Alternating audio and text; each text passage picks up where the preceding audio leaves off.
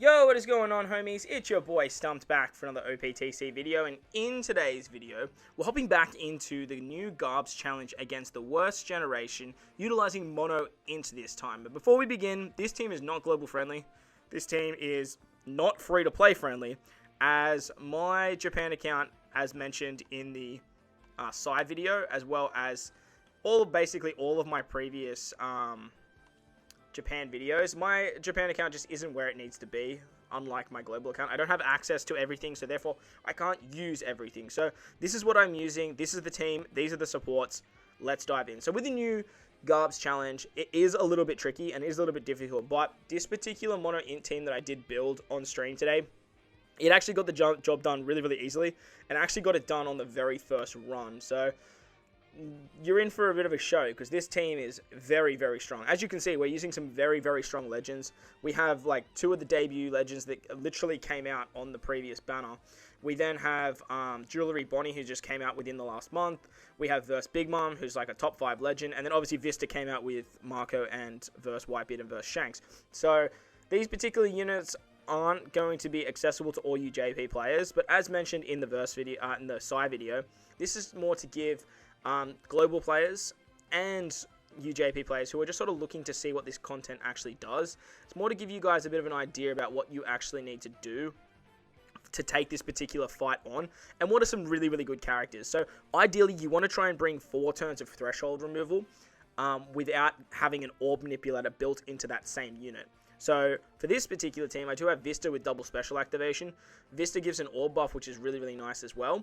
But other than that, he doesn't actually rotate orbs. Now, you'll actually be surprised how many orb, like, threshold removers there are that also do some sort of orb manipulation. I was going through the colors, and, like, there is actually quite a few characters that do both orb manipulation as well as threshold removal. So you really just want to bring threshold removal. I can't stress that enough. Otherwise, Zoro and Killer are going to hit you, and they are going to hit you very hard. So just be mindful of that, okay? Just be mindful.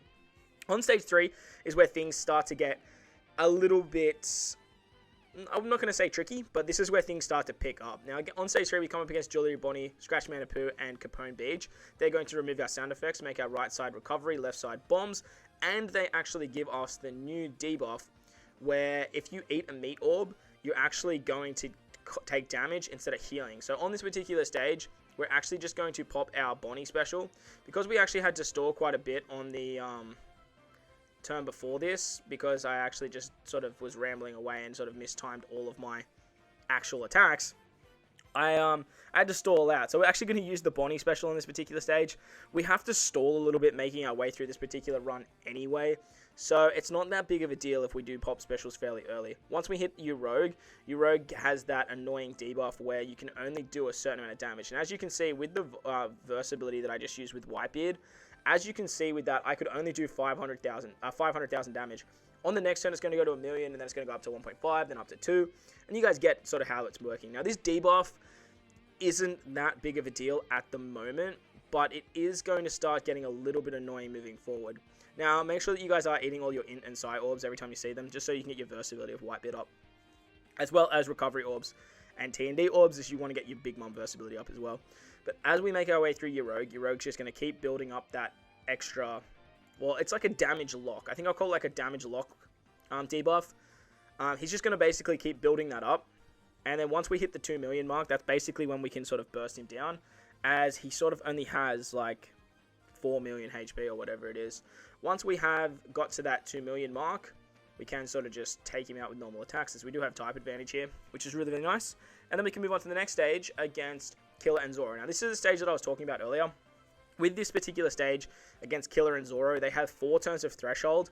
Killer also has a barrier, and if you manipulate orbs in any way, you're going to be in for a bad time. So what we're going to do here is we're going to use the Vista special twice. That way we can actually remove the threshold and give ourselves a nice orb boost as well, which is really cool. And then we are going to use our Marco special. Now, the reason I'm using Marco special here is because I already have color affinity with Vista. So Vista gives an orb boost, and then if you already have an orb boost, you get color affinity. And because I already have color affinity, Marco is actually going to give me a 1.2 times chain boost, which is going to be really nice.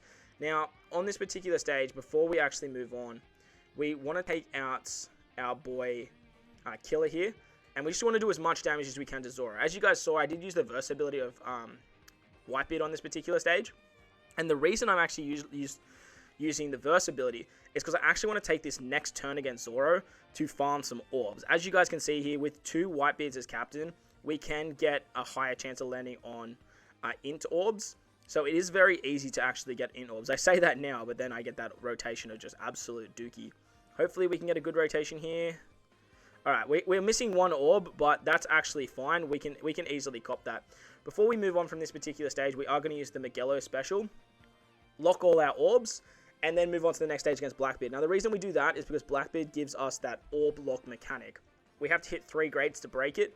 Otherwise, we're stuck with those orbs. And he also binds our recovery. That's another reason why we used the Marco special on that previous turn. So then that way, we don't have to worry about the healing aspect. We're going to pop our Big Mom special. Big Mom's going to give us a nice chunky attack boost.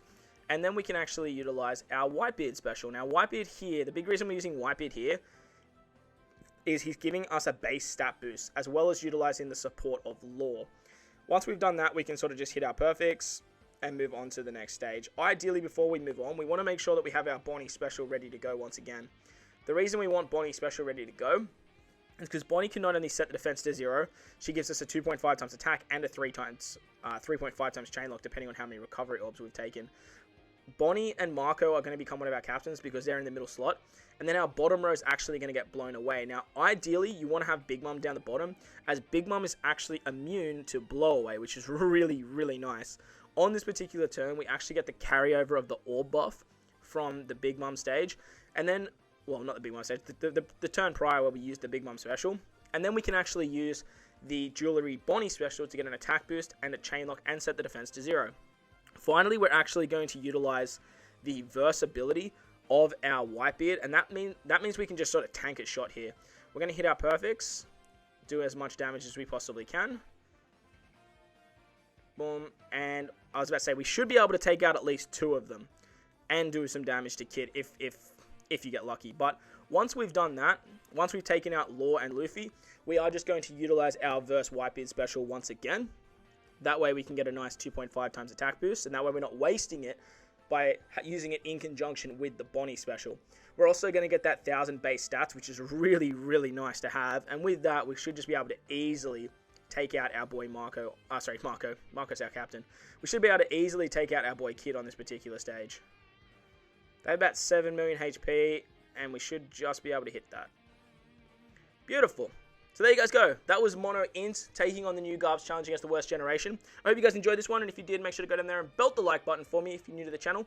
Hit the big red subscribe button too, and if you're enjoying the JP content, guys, please let me know in the comment section below, or just smash the like button. I don't know if you guys are enjoying this sort of stuff if you don't hit that like button, but guys, wherever you are in this beautiful world, please remember to enjoy the rest of your day. As always, homies, I thank you for watching, and I'll catch you all in the next one.